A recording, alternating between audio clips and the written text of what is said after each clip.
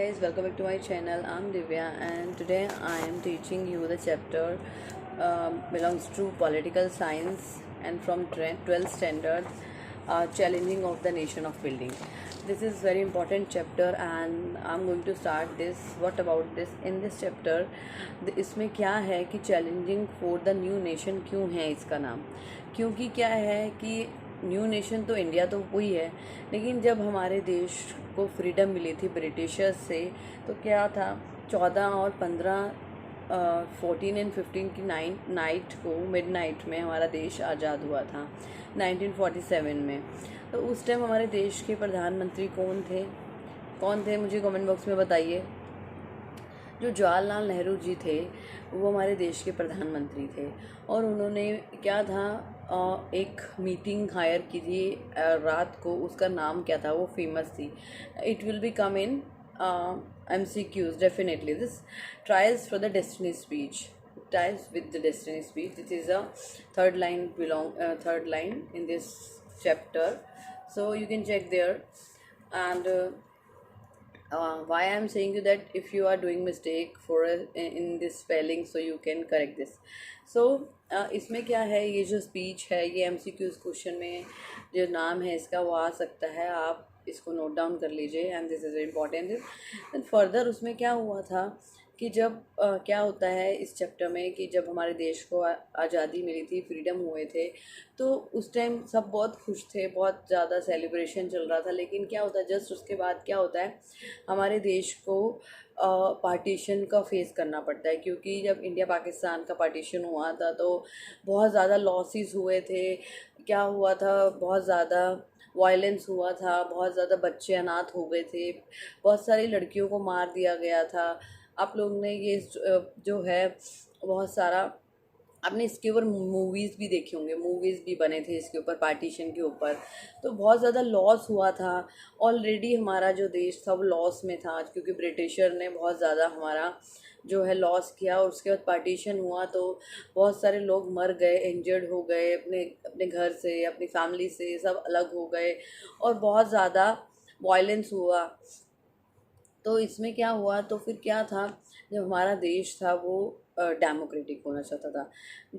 ये main points हैं जो मैं आपको बता रही हूँ कि जो थे, और दो गोल थे जो हमारे देश के लीडर्स थे, उन्होंने ये कि दो गोल थे। मेन दो गोल क्या थे, ये क्वेश्चन भी आ सकता है। तो मेन दो गोल जो थे कि एक तो क्या था कि हमारे देश को डेमोक्रेटिक करना। हमारे देश में क्या था कि अपने देश को सेल्फ डिपेंडेंट हम हो जाएंगे, हमारे देश में गवर्नमेंट बने और हम क्या था, हम वोटिंग के थ्रू अपने देश में गवर्नमेंट बना सकें, ये सब था। और दूसरा गोल क्या था, गरीबों के लिए, कि गरीबों को रोजगार मिले। और क्या था कि ये जो रेसिज्म था, काले और गोरे का भेद था, और जो gender discrimination is a most important thing. Gender discrimination क्या था कि जैसे लड़कों को मोस्ट इम्पॉर्टेंट माना जाता है लड़कियों के मुकाबले। आज के टाइम में क्या है, बोथ आर इक्वल, कि हम लोग क्या है कि लड़कियां भी वो सब कर सकती हैं जो लड़के करते हैं। लड़कियां जो है आज ऐसे चांद पर पहुंच गई हैं, जो पहले सिर्फ क्या मेल फीमेल का जो डिस्क्रिमिनेशन था वो अब ख़त्म हो चुका है, लेकिन उस टाइम पे बहुत ज़्यादा था। आपने देखा होगा कि बहुत सारे घर में, फैमिलीज़ में भी लड़कों को इम्पोर्टेंस दी जाती है, और यही चीज़ क्या है आज भी है। कहीं जगह पर आज भी है, छोटे छोटे गाँवों में, ये सब जगह पर आज भी है। तो ये जो दो गोल थे, वो जो लीडर्स थे, देश के लीडर्स थे, उन्होंने उसके लिए वर्क करना वो स्टार्ट किया। तो ये जो सर्कमस्टांसेस थे very difficult between the freedom and the partition, कि बहुत सारे लॉसेस जो थे वो हो रहे थे, ऑलरेडी हो रहे थे, और उसके बाद पार्टीशन। तो ये जो दोनों चीज़ें हैं, ये जो गोल हैं दोनों, ये इम्पॉर्टेंट क्वेश्चन में आपके आ सकता है। सेकंड पैराग्राफ में ये दे रखा है, आप चेक कर सकते हैं। आगे क्या होता है फर्दर, क्या था, थ्री चैलेंजेस में क्या था कि जैसे the diversity of the society. Diversity मतलब अपने जो देश में क्या है, कास्टेज, लॉट्स ऑफ हिंदी, गुजराती, पंजाबी, ये सब कास्टेस जो हैं बहुत सारे हैं। तो उसमें भी क्या था कि बहुत सारे लोग क्या है जो हिंदू हैं वो हिंदू रहना चाहते हैं। हिंदुओं के बीच में बहुत सारी कास्टेस होती हैं कि सरदार अलग हो जाना चाहते हैं, पारसीज अलग हो जाना चाहते हैं। ऐसे तो देश का बंटवारा हो जाता कि अगर सब अपने अपनी यूनिटी बना के चलेंगे तो ऐसे तो देश ख़राब हो जाता। तो देश को यूनिटी की ज़रूरत थी। जो सब कास्टेस थे वो सबको कास्ट को मिलकर अपना देश को आगे, अगर सब अलग अलग हो जाएंगे तो जो वो सब ख़राब हो जाएगा। तो उसमें क्या है कि इसमें जो ये एक वर्स्ट थिंग थी जो कि अपने देश में सब जो है अपनी अपनी यूनिटी में अपनी अपनी यूनिटी बना के चलना चाहते थे। लेकिन ऐसा जो लीडर्स थे वो नहीं चाहते थे कि ऐसा हो।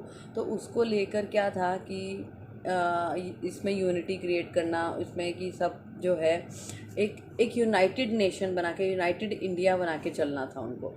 तो वो सब के लिए फर्स्ट इसमें क्या, फर्स्ट चैलेंज क्या था कास्ट के ऊपर कि कास्ट जो है उनको अलग नहीं करना है, कास्ट सब कास्ट को साथ में रह के यूनाइटेड नेशन बनाना है। और सेकंड चैलेंज इसमें क्या था, इस्टेब्लिश डेमोक्रेसी बनाना कि खुद जो है अपना नेता चुनना और अपना इलेक्शन के थ्रू अपने देश को एक डिपेंडेंट बनाना। And third channel was the insure development well the being of inter society and note on some section.